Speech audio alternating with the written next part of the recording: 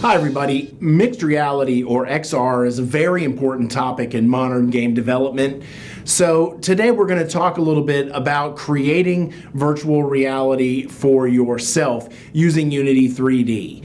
We're going to use the Microsoft Mixed Reality Development Kit, and we're going to import that from GitHub, and I'm going to show you how to use those assets to create a simple terrain with a sky and trees, and then immerse yourself in that environment that you've created. So let's go ahead and step over to the computer and let's get started. First, we will need to obtain the Mixed Reality Toolkit. The Mixed Reality Toolkit, or MRTK, is an open source project. The MRTK is not mandatory for development, but offers you scripts, objects, and controls. It assists with development of controllers, spatial sound, voice commands, object manipulations, and more. The Mixed Reality Toolkit will need to be downloaded from a GitHub repository. You can find the repository at the following URL address, aka.ms/MRTK. Enter that address, and you will be directed to the Microsoft Mixed Reality Toolkit for Unity repository. Click on Releases and download the newest stable release of the toolkit. I am going to scroll past the beta releases and choose Holo Toolkit 2017.4.3.0. There may be a newer stable release whenever you are utilizing this tutorial. Once you have downloaded the release, make sure you know where the package is stored, as you will need to import it into Unity once your project is created. Next is the creation of your actual Unity project. Here, Unity Hub is being used, which allows users to have multiple versions of Unity installed on their computer and choose which version they want to create a particular project with. Read the documentation for the version of the Mixed Reality Toolkit you are using for the suggested compatible Unity version. Frequently, an LTS or long-term support version of Unity will be recommended. With projects selected rather than learn or installs, click the new project icon, which here looks like a folder with a plus sign in it. Name your project and select the 3D template option before clicking the Create Project button. Once your project is created, save the work you have done so far by opening the File drop-down menu and selecting Save Scene to save your work. If Unity asks you to name the scene, call it Main and save. Next, your project's build settings will need to be adjusted. To do so, click on the File drop-down menu and select Build Settings. The Build Settings window will be displayed. Select Universal Windows Platform as the platform, then click the Switch Platform button. Next, click on the Player Settings button. Player Settings options will appear in the Unity Inspector window, which will be at the right of your screen if you are using the default layout. Scroll down until you find the box which reads XR Settings. Clicking on that box will open a menu of options. In the options which open up, click the checkbox next to Virtual Reality Supported to ensure it is checked. Next, still inside the Inspector window for Player Settings, open up the options for the section titled Other Settings. There is a drop-down menu next to Scripting Backend. Select IL2CPP in this drop-down menu. Close the Build Settings window. Once build settings have been adjusted, the Mixed Reality Toolkit should be imported into the project's assets. To do so, click on the Assets drop-down menu at the top of the Unity interface. Hover over the Import Package option, then click on Custom Package. Navigate to where you saved the Holo Toolkit after it was downloaded. Click on it and select Open. After Unity decompresses the package, it will ask you which elements of it you wish to import. Leave everything selected and click the Import button. Unity will now add a Holo Toolkit folder to the project's assets. Open the File drop-down menu and select Save to save your work. The toolkit contains a prefab asset called Mixed Reality Camera Parent. This should be used as the project's camera rather than the main camera that is automatically created with the project. Select the main camera and right-click on it. Select Delete from the options that pop up. The project will now have no camera, so if the game view is visible, it will read Display 1 No Cameras Rendering. In the search bar of the project panel, type Mixed Reality Camera Parent. The Mixed Reality Camera Parent asset should display in the project panel. Drag the asset into the project's hierarchy window. Select it in your hierarchy window so that its options display in the inspector panel. Click on the drop-down options next to Tag and select Main Camera. The Mixed Reality Camera Parent prefab puts a camera to the transform position origin of 0, 0, 0. It provides us a script which is in charge of displaying and animating the motion controllers, and also another script for teleportation. Motion controllers connection, deconnection, actions, and interactions are handled by another prefab named Input Manager. To utilize the Input Manager in this project, search for Input Manager in the search bar of the project panel.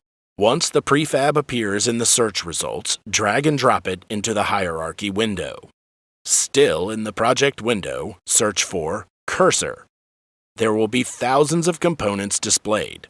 Spot the prefab named simply Cursor. It may show as a blue cube or as an actual thumbnail representation of the cursor. Once you have located the cursor asset in the project window, move to the hierarchy window and select the Input Manager object added previously. Its properties are displayed in the inspector window. Locate the simple single pointer selection script and its cursor property in particular. At this point, the text field next to it should read None next to the word cursor in parentheses. Drag and drop the cursor prefab from the project window to the location of the cursor property in the inspector window. The property is now assigned the cursor prefab that will be used as the gaze's target visualization. In order to handle buttons of the motion controllers, we have to do a last configuration. Here again, the toolkit helps us. Click on the Mixed Reality Toolkit drop-down menu, which was added when the toolkit was imported. Under that menu, hover over the Configure option, then select Apply Mixed Reality Project Settings. Doing so will open a Apply Mixed Reality Project Settings window with a variety of options. Of all the options listed, only Use Toolkit-specific Input Manager axes should be selected. Ensure this is the case and click Apply. Virtual reality and navigation therein is now enabled. There is, however, no environment to experience, so creating one is the next step. Open the File drop-down menu and select Save to save your work. To add a terrain game object to your scene, select the Game Object drop-down menu, hover over 3D Object, then click Terrain from the menu. This also adds a corresponding terrain asset to the project view. When you do this, the landscape is initially a large flat plane. Use the scroll wheel on your mouse to zoom back and see the entirety of the terrain in the scene view. The Terrains Inspector window provides a number of tools to create detailed landscape features. The 4-icon toolbar provides options to sculpt and paint your terrain, add trees and details such as grass, flowers, and rocks, and change general settings for the selected terrain. First, let's give your terrain some topography by raising and/or lowering parts of it. Select the brush icon from the 4-icon toolbar. Then, from the drop-down menu below it, select Set Height. Change the numerical value next to height from 0 to around 10. Then click Flatten. Setting a height will allow you to create lowered details in your terrain, such as valleys and craters. The more the height of your terrain, the deeper the holes you can dig. Now, switch the drop-down menu selection from Set Height to the Raise or Lower Terrain option. This is the tool with which you will actually adjust your terrain's topography. Select a brush from the palette. Left-clicking on the terrain will now raise the area highlighted under the brush. Holding down Shift while clicking will lower the terrain. Notice how changing brushes changes the results you get when clicking.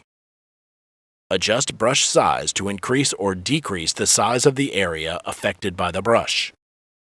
Adjusting opacity increases or decreases the intensity of the effect of each click. Control-Z on a PC or Command-Z on a Mac will allow you to undo any unwanted changes. Spend some time working on topography until you are happy with your terrain. You will need assets in order to really bring your terrain to life. We will start with some simple free assets provided by Unity. To obtain these assets, access the Unity 3D Asset Store. The Asset Store window may already be available to you. If so, you can select it by clicking on its tab, which may be located next to the Game View and Scene View tabs if you are using Unity's default layout. If the Asset Store window is not available, click on the window drop-down menu and select Asset Store. Once the Asset Store is opened, you will need to log into your Unity account if you are not logged in already. Once you have accessed the Asset Store, search for Standard Assets in the search bar. This should bring up the Standard Assets Pack, a free collection of assets produced by Unity. Select the Download button, then click Import when the option becomes available. Here, the assets had already been downloaded, so only clicking Import was necessary. Importing will cause an Import Unity package window to open. This window allows you to decide which assets from the package you actually want to import into the project you are working on. To create this terrain, we only need to download environment assets. Deselect everything else. Also, deselect water assets. Once you have only the environment assets checked, click the Import button. You should now see a folder inside your project window called Standard Assets, which contains a folder called Environment. It contains the assets you imported organized into a variety of folders. For now, just use these assets, but there are huge numbers of environmental assets available in the Asset Store, both paid and free. You can choose to get more assets once you get the hang of using these standard assets that are now in the project file. The Paint Texture tool is used to add textures such as grass, snow, or sand to your terrain. It allows you to draw areas of tiled texture directly onto the terrain. Make sure the brush tool is still selected, then from the drop-down menu, select Paint Texture. To configure the tool, you must first click the Edit Terrain Layers button, then select Create Layer. After doing so, you will be prompted to select the layer's texture in the Select Texture 2D window that pops up.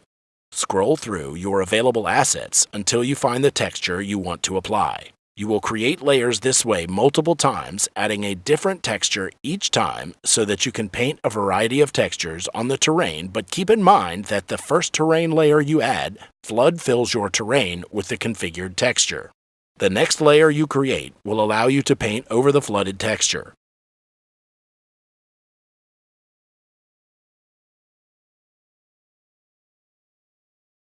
Next, you must choose a brush for painting. You can adjust the size and opacity of the brush. Opacity controls the strength of the applied effect. In the scene view, click and drag the cursor across the terrain to create areas of tiled texture. Slowly use the brush tool until your terrain is textured the way you want.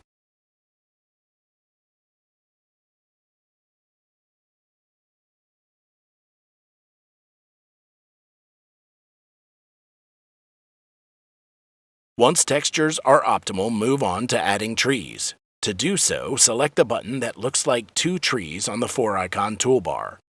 At first, it should read No Trees Defined in your inspector. You will need to select some of the tree models that were imported with the environment package to use in your terrain. Click the Edit Trees button. Then select Add Tree from the menu that pops up. A window labeled Add Tree will pop up. In that window, click on the target next to the tree prefab. This will pop up another window labeled Select Game Object. In that window, select the tree model you wish to use in your terrain. Complete this process multiple times if you want to add a variety of trees. Once you have added your trees, the tree painting options can be adjusted. Brush size will determine the size of the area filled with trees when you click on the terrain with your brush. If you just want to add one tree at a time, use the lowest brush setting. Higher settings will disperse trees throughout the brush area. The tree density setting will determine the amount of trees packed into the brushed area. The tree height option controls how tall the trees are that you paint. Do you want saplings or redwoods? You can check the box for completely random height, or you can increase the width of the slider for randomization of height within a range. Tree width can be adjusted the same way, or you can choose to lock width to height by checking the box. For the most part, random tree rotation should remain checked. Adjust these settings periodically as you add trees until your terrain is appropriately forested. Open the File drop-down menu and select Save to save your work. The scene is almost ready to experience in VR. Before doing so, it is important to make sure players drop into the terrain rather than empty space. Select the Mixed Reality Camera Parent in the Hierarchy panel. It should be set to 000 as a transform position. This may be in the corner of the terrain or possibly slightly beneath the terrain. Neither of these positions will be adequate. Instead, select the Move tool at the top of the Unity screen. Its icon looks like 4 connected arrows pointing up, down, left, and right. The object should now be apparent in the scene view. Use the blue, red, and green gizmo arrows on the object to move it to a more central area of the terrain. Also, ensure that its vertical position is not beneath that of the terrain. The white camera icon should be visible once the camera is dragged above terrain level. Switch to Game View or make both the game and scene views visible if you are unsure that the location is correct. Open the File drop-down menu and select Save to save your work. If your Windows Mixed Reality set is properly connected and configured to your PC, you should be able to press the Unity Play button and test out the application via the Microsoft VR headset and controllers.